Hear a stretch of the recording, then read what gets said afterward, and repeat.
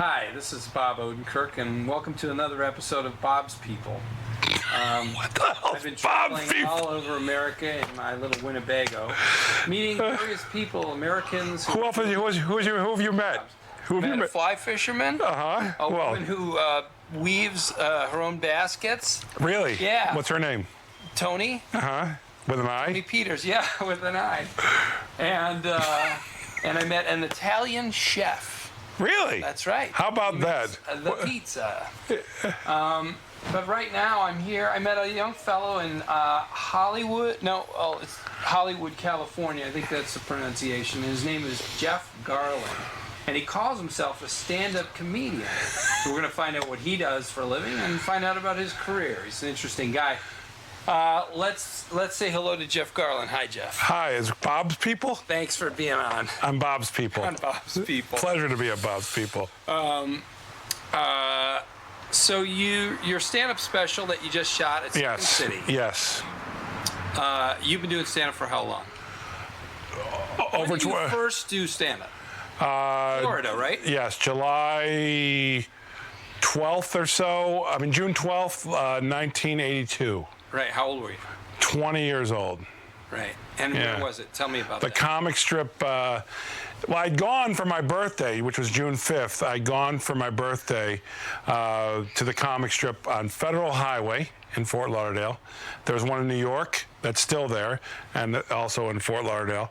And I went with my friends just for a goof, to go. We had a great time. And remember who you saw? Yeah, I mean, let's see. It was Tony Hayes, Dom Irrera, and who else? Oh, my mind. And also the guy who had started a year ahead of me, and I saw him that night, was Brian Reagan. Oh my God. He started a year ahead of me, and he was fantastic. My friends and I loved him. We loved him. And the next week I went on open mic night, and I passed auditions the very first time. Oh wow. And did you write material? What did you have? Because you what I have work almost in a Second City way of like improvising. But that came later. Yeah. That came later. That came through my time at Second City. So really, I did a couple stupid jokes about elementary school. I did a monologue from Stripes. What? The Lee Harvey "You Are a Madman" one. When you stole the thing. I did that. It was quite horrible.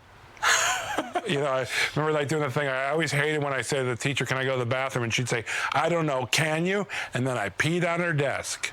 Yes, I can. Horrible stuff. Now let me ask you this. I was 20 years old, Do you have that experience where you kind of did great the first time and then went downhill? I'll tell you something, let's even expand on that.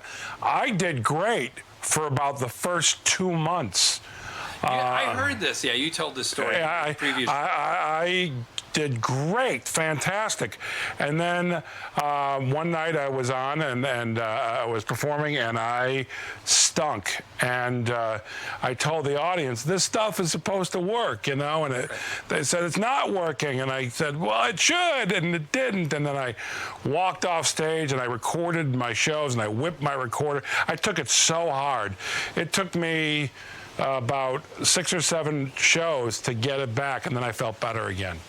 But I really was horrible. But haven't you seen that happen so many times in the years where a guy does his first set and he just kills? Yes, but generally the second time, they eat it. Boom.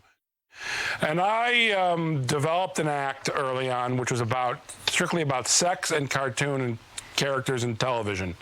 That's all my act was. And if I talked about cartoon characters having sex, if I talked about I Dream of Jeannie and sex, it was a terrible show. But I developed this, went to Chicago, started taking classes at Second City, developing learning how to improvise at Second City.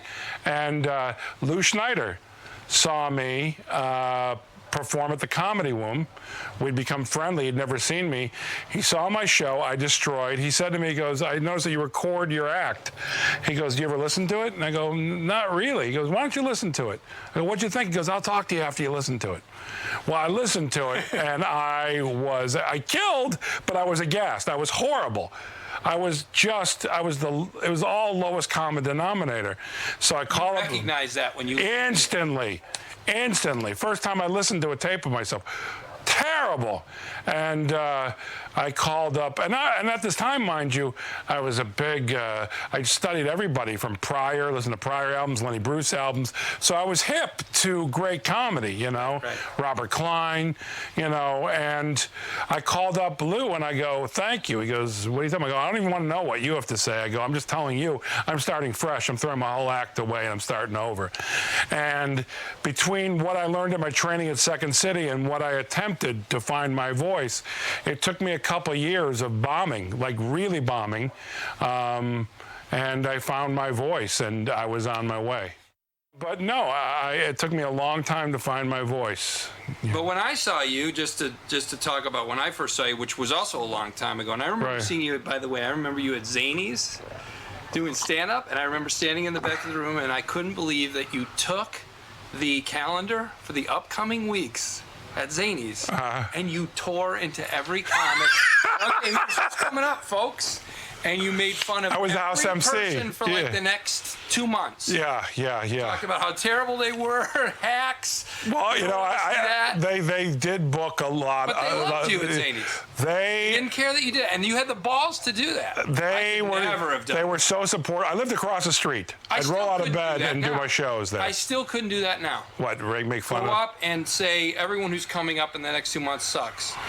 I don't do that anymore, but what I have done recently is I have performed places and they'll have blow-up pictures of different comics, and I'll rip them apart. And I'll go, have you ever seen him?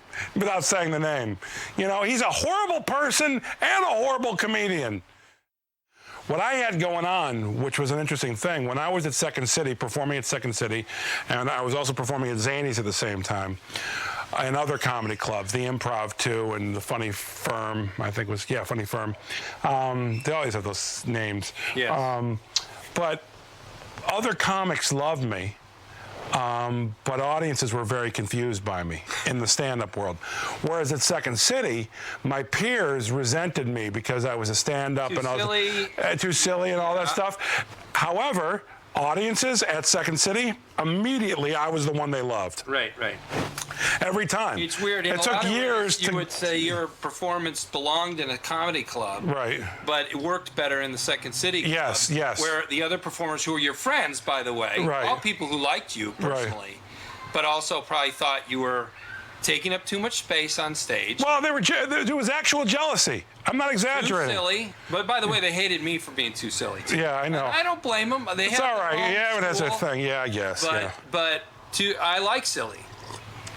I do too, especially when you're, you know, I'm of the school, how pretentious does that sound, whether stand-up wise or as a comedic actor, I think you either do something that's fun and silly or hardcore real. Those are the interesting things to me. Your two choices. Two choices. Because when you go in the middle and you go, well, no one would act that way. Who's doing that? Yeah. And you're trying to, the people are intending to be real, like a couple doing a scene. It makes me crazy. Oh, my doggies are home. Hi, baby. Dogs. What are their names? Frosty and Bella. Hi. Oh, my girl. Oh, I love her. You know what we're doing right now? Over here with this interview. You know what we're doing right now? I'm telling the dogs. I'm doing the extras. Q&A. No, keep them on this side. Duke, bring him in over there. Duke's my son. He's not the guy who handles the dogs. But he's doing a good job. Oh, my God, are they happy. How have things changed? I mean, how drastically would you say it changed being well-known? Because you're doing the same kind of comedy. You still have rough nights. Most definitely. Yeah. Well, you know, I'll have nights where I'm really on and the audience is not digging me. and I tell them, please leave here tonight saying you didn't enjoy me, but you can't say I wasn't funny. And then every once in a while, I'm not funny, and they want me to be funny. Those are the most frustrating. No, the fame thing, like I performed with, not too long ago, with Robin Williams. Yeah. When he walks out there, it's like they go berserk. Sure. I get a nice reception, but I've not become super hugely popular, iconic. Yeah, but don't you think that audience is more willing to hear you tell personal things? Yeah, but sides. But you know what the thing is? I have great shows. Don't get me wrong. Because they know who you are. No, the know who you are is so minimal with me. It can help me, but generally the type of work that I do is so off the beaten path from what how a room full of people in a comedy club. Yeah, unless I'm on the road and they're specifically Curb fans. Right. In general, when I go up at the Comedy Store, if there might be 50 people and only 5 know who I am. Right. And there are nights where just go, wow, look at that reaction, but those are few and far between.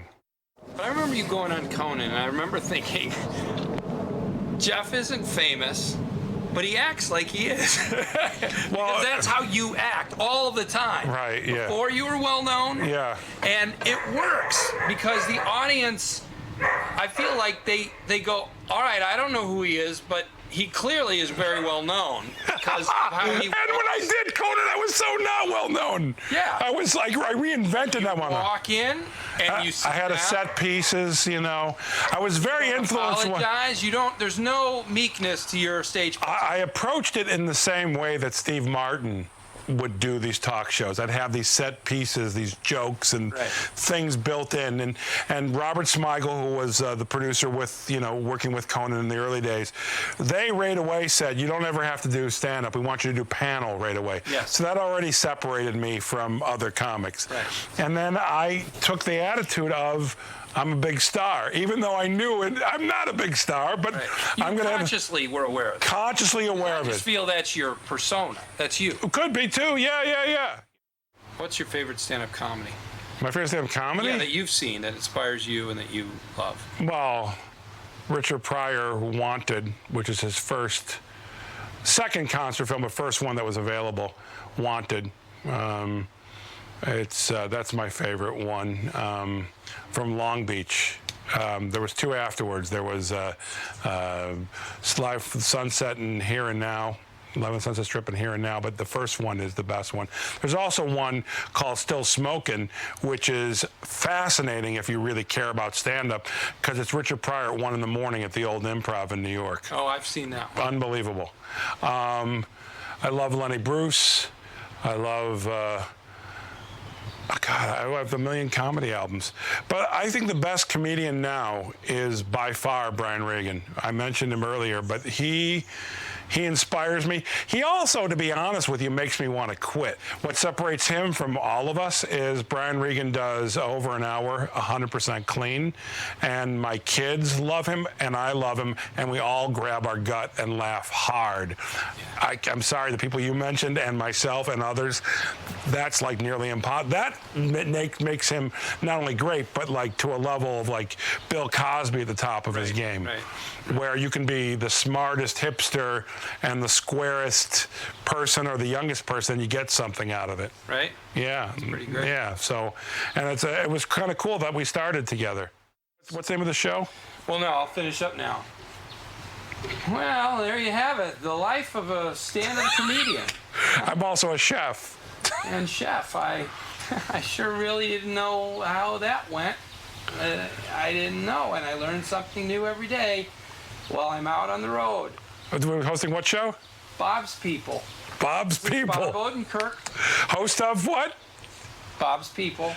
This is Bob Odenkirk getting back in the van for another ride across the country to see real people where they live and hear real stories. The next stop is Valparaiso, Indiana. Who's there? Val Parisi, a woman who cooks with nothing but cheese. And that's Bob's People. Guess what? They're everywhere. There's like 4 catchphrases in there. I can use any one of them. All right.